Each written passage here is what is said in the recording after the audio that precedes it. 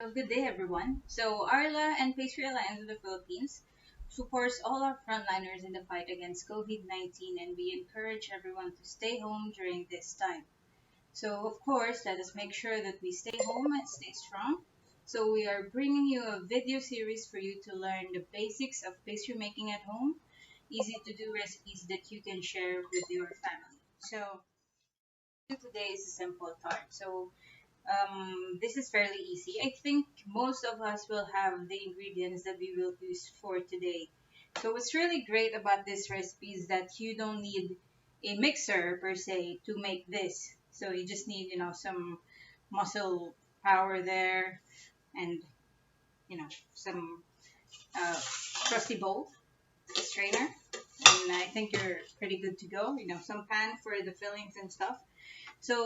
First things first, we're gonna do the tart dough. We're gonna do this first because we have to rest it before we actually put it in the pan that we're gonna make the pie in. For this, you need to sanitize your workspace. This is already sanitized. If you don't have a sanitizer at home, you can use vinegar. You just rub it there, let it dry, then that's good to go. Okay, of course wash your hands and remove accessories because you're gonna be working with your dough. Just put that there. But I already washed my hands.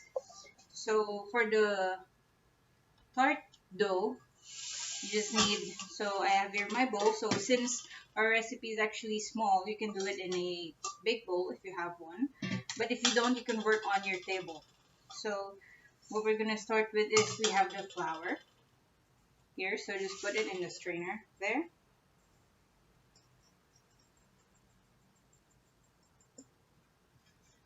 You have your salt. So there.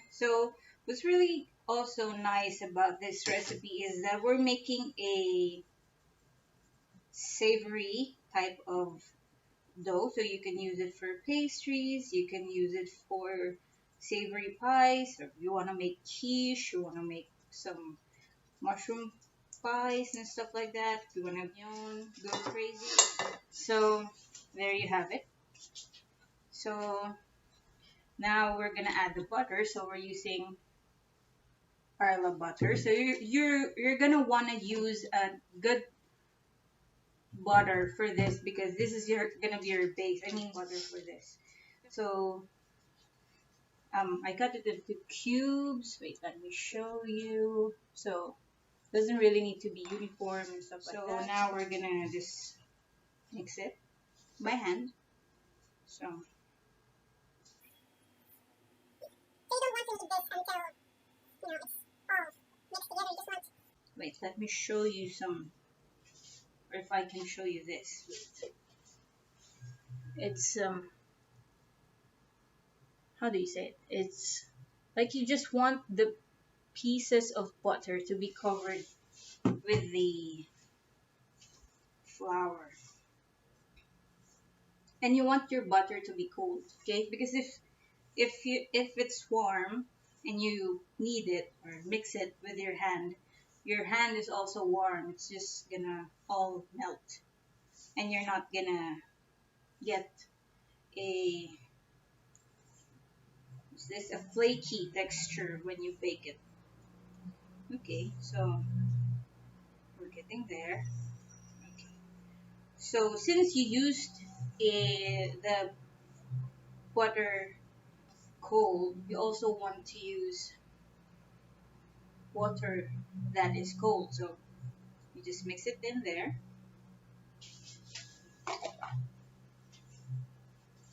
And then just toss it around until it all comes together. You don't need to push and knead it as much anymore. So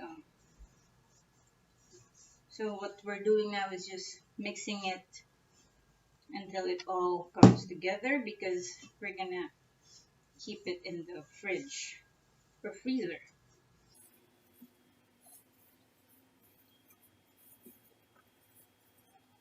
Okay, so now you see it's coming off my hand fairly easily now because it's coming together. You just wanna fold it.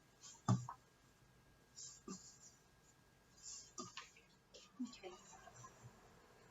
So we're just, just scooping it from underneath because the flour that is still loose is still at the bottom. So we just have to, fold it until it comes together. And also, you might want to do with this in a cold area because there's no sense of using cold butter and cold water and then just doing this in a warm environment.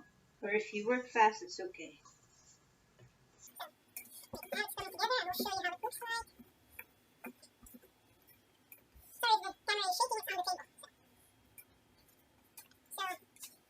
So now it's, if you look at it, there's barely anything on the bowl anymore. So the finished product you would want is something like this. It's not smooth. You're gonna see butter pieces in it, and see, it's like flaky even if it's not yet baked. So you want to leave this like this. So now we're gonna get a pan, or if you have cling wrap, you can put it in a cling wrap, flatten it out, put it in a cold part of your chiller. We'll come back. So we have here a tray. I have my cell pack. So you want to keep this dough. So for it to chill evenly and faster, we might want to flatten it out, dry out. So there. So neatly cover it. We'll put it in the fridge and then we'll come back to it later. Now we're in my kitchen. So as you can see, it's fairly small. And since I'm gonna have a hard time explaining to you what will be happening in this stove, I have my phone here and I will video whatever is happening here and then we'll show it to you side by side. So you have here your butter, your cream, chocolate, some nuts, sugar. Of course, we're using this. Okay, so we're gonna start with roasting our nuts. So here's our nuts. So you can start that with a cold pan because you don't want to drop it in a pan that's too much. And sorry for the noise. This is the one making the racket. Zoe! Yoshi! So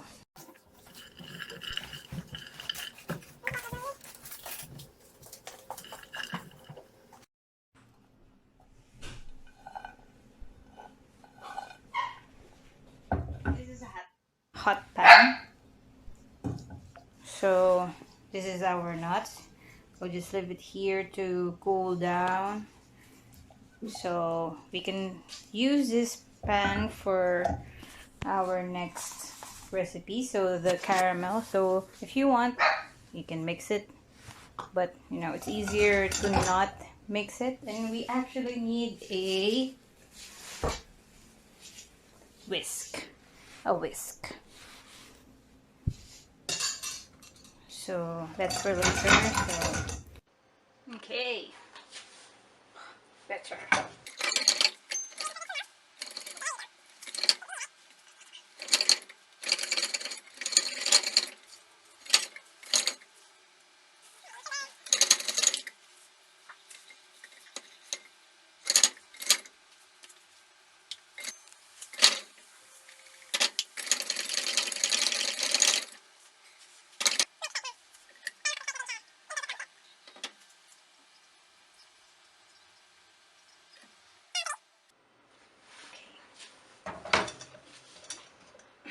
So you need to add your cream. Don't add cold cream. You can warm it up. But if it's been sitting outside, you can use it straight away. So, because this will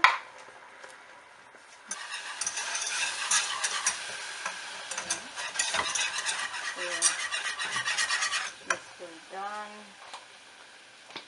Use up all of the cream.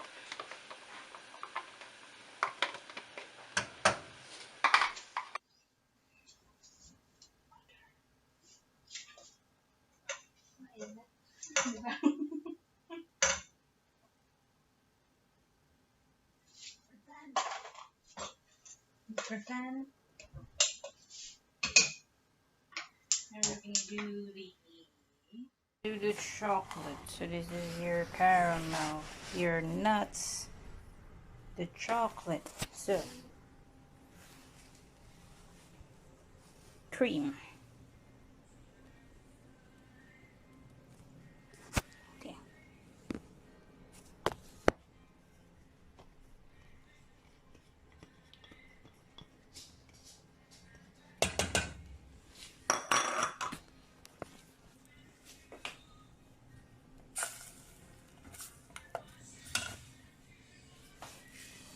Buzz it.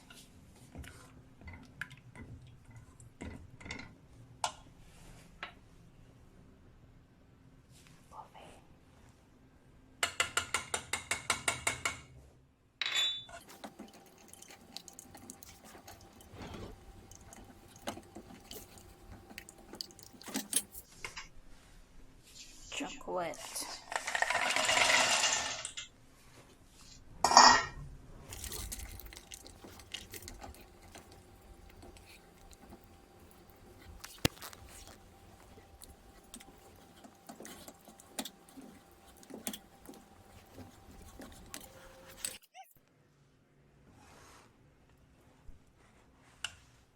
So we're back at our work table. So this has been in the chiller for 30 minutes, I think.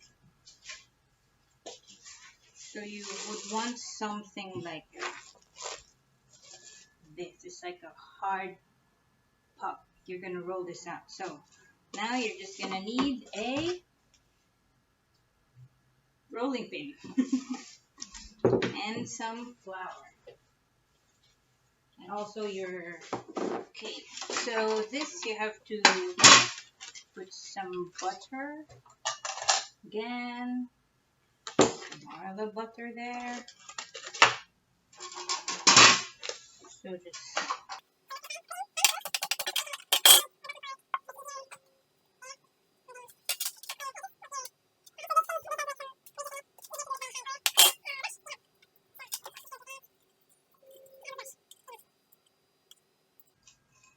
sometimes I prefer doing it by hand because you can feel where there isn't any butter in there. So I'm just getting small pieces from the butter and it will melt off because your hand is warm. So don't put too much, so you just want to like coat it evenly. So it's like it's oiled up in there.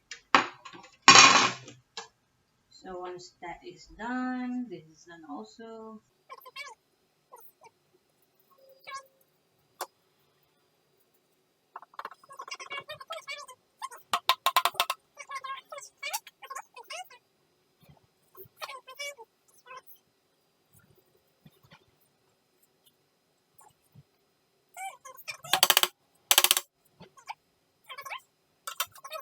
And don't worry about making a mess on your table now because you're gonna dust the table anyways. Because you're gonna roll out the dough that we made earlier. Okay, so let's dust the bottom of the dough, dust the top, dust your hands a bit, and there.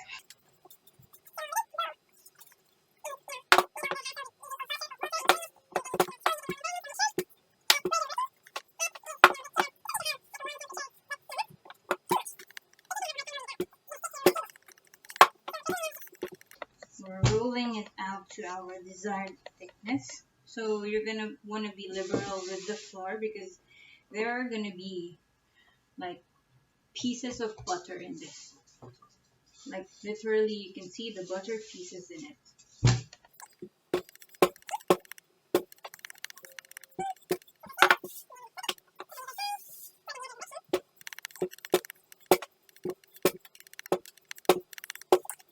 Make sure that it's even as much as possible. So let's roll that again. Work on the other side. Okay. Okay, so now I'm actually near the thickness that I want. I'm just making sure that I have like the same thickness all the way through. Okay, there. So you can make it a little bit thicker if you want, a little bit thinner. Just be careful if you make it thin, it's gonna be more fragile to work with. Okay, so there we go. I think I have the desired thickness that I want.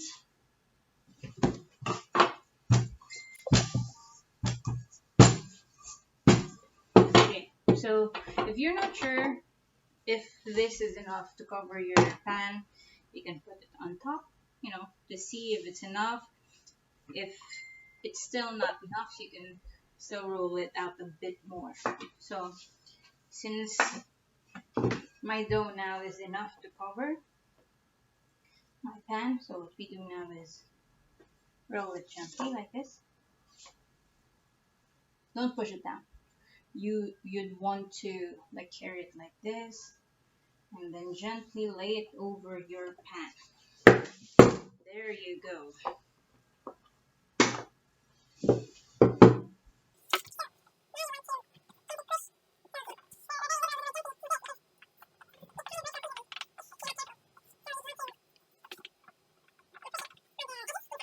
So for me, I like the bottom part a bit thicker so that it holds whatever you're gonna put in it. Okay, so now, shortcut, life hack, you can do this. Okay, there you go. And it comes right off. And then you can still reuse this. I'm gonna show you one more thing later that we can do with this. So now you have this, but as you can see, the edges are pretty loose. So we're gonna push that in.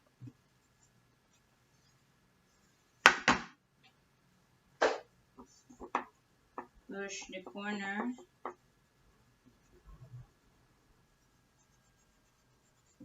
Okay.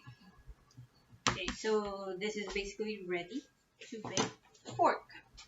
So you'd want to like punch holes in it, or what we call docking. So this is to prevent it from like blowing up when it bakes, because what will happen is if you bake it without the holes in it, is it's gonna create a lot of heat or steam between the metal and then the dough. So what's gonna happen is it's gonna blow up and you're not gonna get a clean straight dough after baking. So you can do this, or you can use pie weights, like put a parchment paper and put rice on top or beans while you're baking it. So since our oven's still preheating, we can put this in the chiller. I got this. So we're gonna use it for another one. What we can make with this. So again, dust your workspace, dust your dough.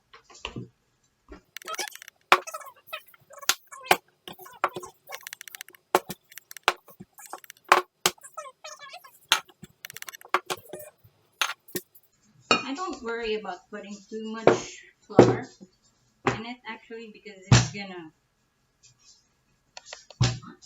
come off while you're working on it. So, so for this one, I want a thicker dough. What we're gonna do is we're gonna put it on top like this. So needs a bit more. Okay, there you go. So let's just rest it there. So what we're gonna do is I have this. So if you have like jams or something, like a filling for the cheesecake or something like that, you can use it. But you can also use whatever fruits that you have in your chiller. But if you have, for example, have mangoes, papaya, or something that you have in your chiller, you'd want to macerate it. So mix all your fruits together, macerate it, put sugar in it. So that's gonna release the natural sugars from your fruit.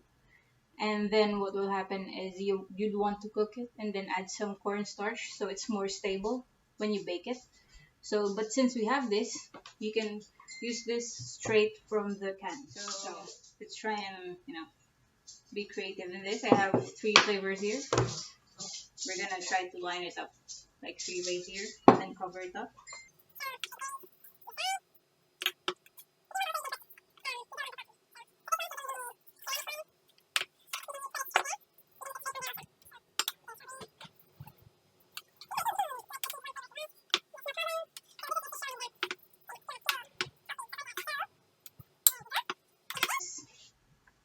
Huh. And let's just wipe the mess there. And cover this up. So this is why I want it to be a bit thicker, because I want to have more of the texture. So again, pack. There you go.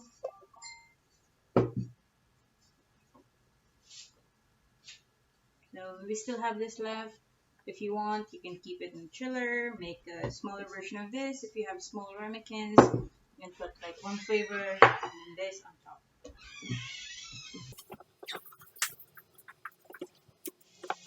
So just like when you're docking it, you'd want to put some holes in it to release the steam while baking. So looks like this. Okay, and since our oven is still preheating, we'll put this in the chiller. There you go. So we just got this taken out from the oven, still hot. So if you can see it, the edges there are gonna rise here. But you want to make a cavity. So while it's still hot, you can get a pan with round edges too. Push that into the corners too. But be careful not to break it. You just want to make the shape of the pie pan. This one, we need an egg for this one.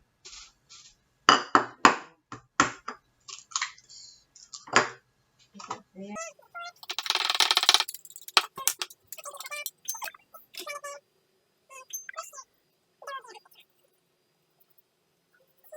Be careful not to like make any puddles of the egg when you brush it like that.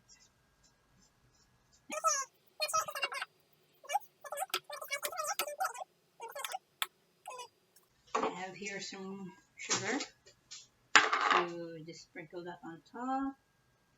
This will add some more texture to your pastry and also add a bit more flavor since your dough is not really sweet.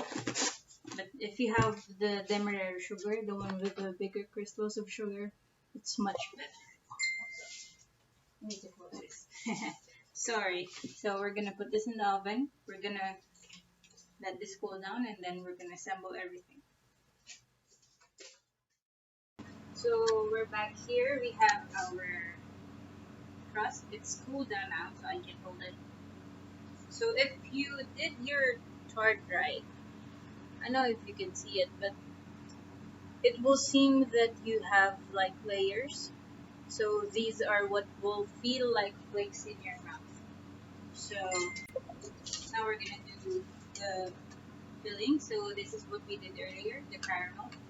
You have here your roasted nuts, chocolate that we have. Okay. So this one will get a bit thicker. If you want to reheat it, it's okay. You can reheat it over a boiling water or simmering water. So let's put here our caramel at the bottom. So no need to put a thick layer of that. And also don't put this while your tart is still hot. It's gonna sink into your face. So we got our tart here. We spread some of the caramel at the bottom. So there you have it. Just a thin layer. And then you'd want to sprinkle the nuts at the bottom. Okay. So for the nuts, you can use whatever you have at home. It's not really necessarily have to be macadamia. So whatever you have at home, you can use that. And then if you want to add more, it's okay. If you want to lessen it, it's okay. It's up to you. It's personal preference. So there. Now, since our chocolate actually became like it's setting already, we're gonna come back. I'm gonna heat this up a bit. Okay, so here we go. We warmed it up. So you should get something like this. So it's smooth, but it's fluid. So this way it's easier for you to fill up your tart.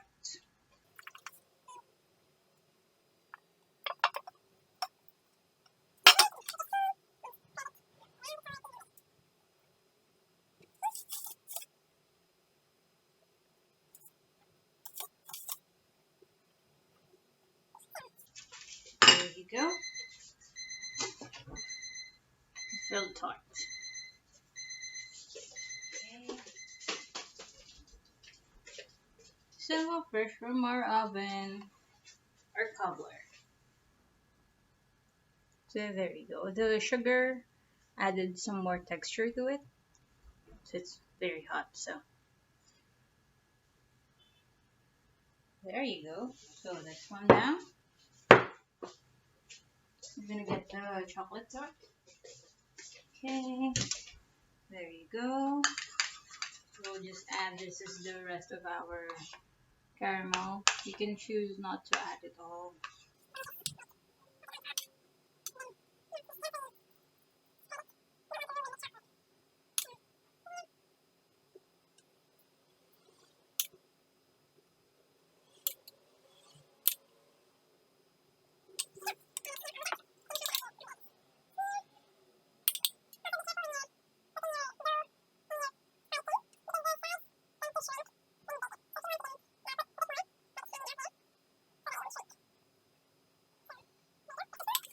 We have our leftover nuts and just put it at the top.